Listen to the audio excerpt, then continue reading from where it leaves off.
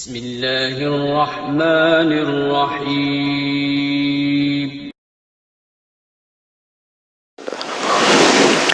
حضرت عمر بن شعیب رضی اللہ تعالیٰ عنہ سے روایت ہے کہ رسول اللہ صلی اللہ علیہ وسلم نے فرمایا: البینۃ علی المدعی والیمین علی المدعی علیہ، کہ اللہ کے نبی صلی اللہ علیہ وسلم نے فرمایا کہ دعویٰ کرنے والے کے اوپر گواہ پیش کرنا لازم ہے، اور جس پر دعویٰ کیا جا رہا ہے اس پر قسم ہے۔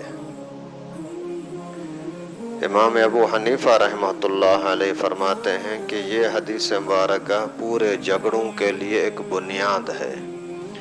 جو کوئی جہاں کہیں جھگڑا ہوتا ہے تو اس کے لیے بنیادی طور پر ہمیں کیسا پتہ لگے کہ کون حق پر ہے، کون ناحق ہے، کون ظالم ہے، کون مظلوم ہے، کون سچا ہے، کون جھوٹا ہے، تو اس کے لیے بنیادی طور پر اس حدیث مبارکہ کو سامنے رکھو، آپ کو فیصلہ کرنا آسان ہو جائے گا۔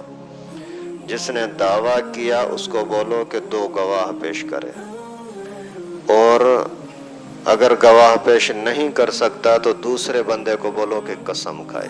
بس کوئی بھی کتنا بھی بڑے سے بڑا جھگڑا ہو یا بالکل ہلکا پھلکا کوئی گھر کا معاملہ ہو، دو چھوٹے بھائیوں کا جھگڑا ہو، بڑے بھائیوں کا جھگڑا ہو، بڑی سطح کا ملکی لیول پر جھگڑا ہو، اس اصول کو سامنے رکھو، جھگڑوں کا فیصلہ کرنا آسان، نفرتیں ختم کرنا آسان ہو جائے گا۔ جس نے بولا کہ یہ چیز میری ہے، ایک بولتا ہے میری ہے، دوسرا بولتا ہے میری ہے، کوئی گاڑی ہے، کوئی پلاٹ ہے، کوئی مکان ہے، کوئی بھی مچھلی وغیرہ کا کاروبار میں جو چیز بھی ہے اس کے بارے میں اگر دو بندوں کا جھگڑا ہوا ہے تو جس نے دعویٰ کیا اس کو بولو کہ بھائی تو دعویٰ کر رہا ہے کہ یہ چیز میری ہے تو دو گواہ پیش کر کے یہ تیری ہے۔ اگر اس نے گواہ پیش کر دیے تو یہ اس کو چیز دے دیں گے، اگر جھوٹے گواہ پیش کیے ہیں تو بھی چیز اس کو دے دیں گے۔ قیامت میں حساب کتاب الگ ہوگا، لیکن دنیا کا جھگڑا ختم کرنے کے لیے جس نے بھی دو گواہ پیش کر دیے وہ چیز اسی کو دینی ہوگی۔ اگر اس کے پاس گواہ نہیں ہے، گواہوں کو یہی کہیں گے کہ تو اللہ کی قسم کھا کر کے بول کہ میں اللہ کی ذات کی قسم کھا کر کے کہتا ہوں، یا قرآن پر ہاتھ رکھ کر کہتا ہوں کہ یہ چیز میری ہے، میں نے خریدی ہوئی ہے یا میں نے لی ہوئی ہے یا ابو نے مجھے دی ہے یا فلاں نے دی ہے، میں قسم کھا کر کے کہتا ہوں کہ یہ چیز واقعی اسی کی ہے، گواہ اس طرح سے گواہی دیں۔ اگر اس طرح کے گواہ نہیں ہیں تو پھر دوسرے بندے کو بولیں گے کہ بھائی تو قسم کھا کہ یہ چیز اس کی نہیں ہے، تیری ہے۔ اگر اس نے قسم کھا لی تو پھر اسی کی بات پر اعتبار کیا جائے گا، اس کے سوا تیسرا کوئی راستہ نہیں ہے۔ ایک مرتبہ پیغمبر کریم صلی اللہ علیہ وسلم کے پاس ایک کیس آیا چوری کا۔ ایک منافق نے چوری کی، ایک مسلمان کے گھر سے چوری کی، اور منافق نے جان بوجھ کر کے اسی آٹا جو چوری کیا تو آٹا تھوڑا تھوڑا گراتا جا کر کے ایک یہودی کے گھر تک کچھ گرایا، پھر اس کو بند کر کے اپنے کندھے پر اٹھا کر کے لے گیا۔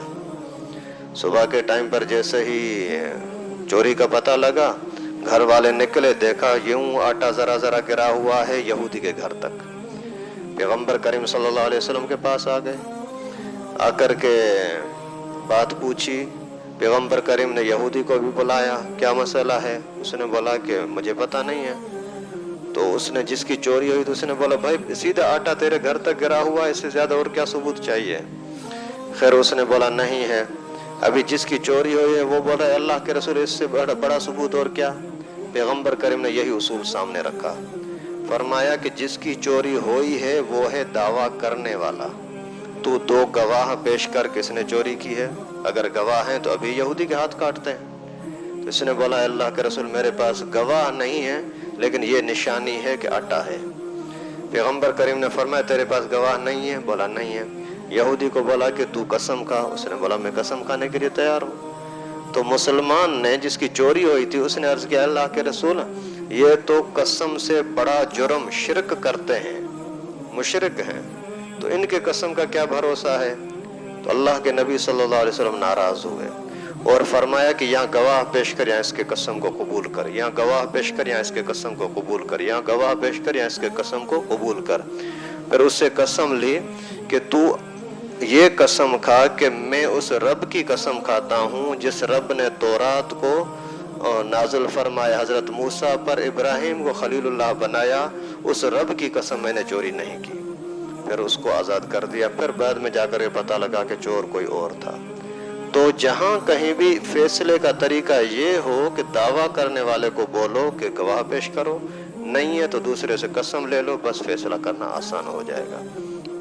لیکن اس سے اچھا طریقہ یہ ہے کہ جہاں کہیں بھی جھگڑا ہو، اختلاف ہو، تو آپ دعویٰ کرو ہی نہیں، بس اللہ کے حوالے کر دو۔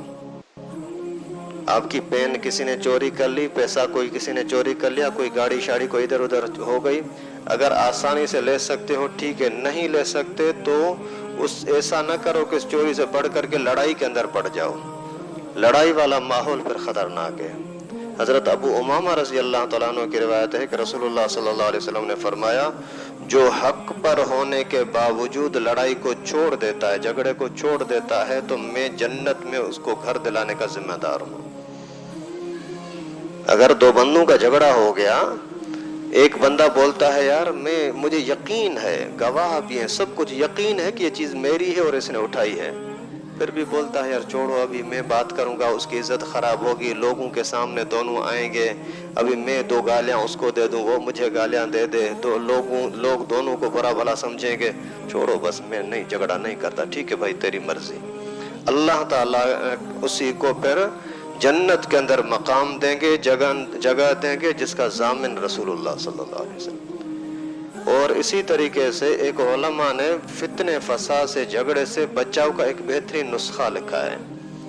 آپ اپنی زبان سے جو بات کرتے ہو نا، بات کرتے وقت یہ سوچا کرو کہ یہ بات مجھے آگے ثابت کرنی پڑے گی، یہ بات مجھے ثابت کرنی پڑے گی۔ اگر یہ آپ پہلے سے ذہن بناؤ گے نا تو جھوٹ بولو گے ہی نہیں۔ اکثر جھگڑے سے ہوتے ہیں نا، بولا یار یہ بندہ ہے نا، یہ بندہ صحیح نہیں ہے۔ مثال کے طور پر میرے پاس کوئی بندہ آیا، آ کر کے بولتا ہے کہ فلاں بندہ صحیح نہیں ہے۔ ابھی یہ بات میرے ساتھ کرنے سے پہلے اگر سوچے، امام صاحب نے اگر اس کو بلا کر کے اور پوچھ لیا کہ بھائی یہ تیرے لیے کہہ رہا ہے کہ یہ صحیح نہیں ہے، پھر میں کیا جواب دوں گا؟ کوئی جواب ہوگا ہی نہیں۔ اس وجہ سے فتنے فساد کو، جھگڑے کو ختم کرنے کا بہترین ذریعہ یہ بھی ہے کہ آپ جو اپنی زبان سے بات کر رہے ہو، پہلے اس کو سوچو کہ کل مجھے اگر یہ کسی کے سامنے پیش کیا گیا تو میں اس بات کو ثابت کر سکوں گا یا نہیں۔ اگر دنیا میں کسی نے مجھے نہیں بھی بولا، اللہ تعالیٰ تو قیامت کے دن پوچھے گا، پھر میں کیا جواب دوں گا؟ اللہ رب العالمین سے دعا ہے کہ ہم سب کو فتنے فساد کے ماحول سے بچ کر کے پیار محبت کا، شرافت کا، اخلاق کا ماحول نصیب فرمائے۔ آخر دعوانا ان الحمدللہ رب العالمین۔ لائک کریں ہماری ویڈیو کو، سبسکرائب کریں اور ساتھ میں بیل آئیکن کو دبانا نہ بھولیں۔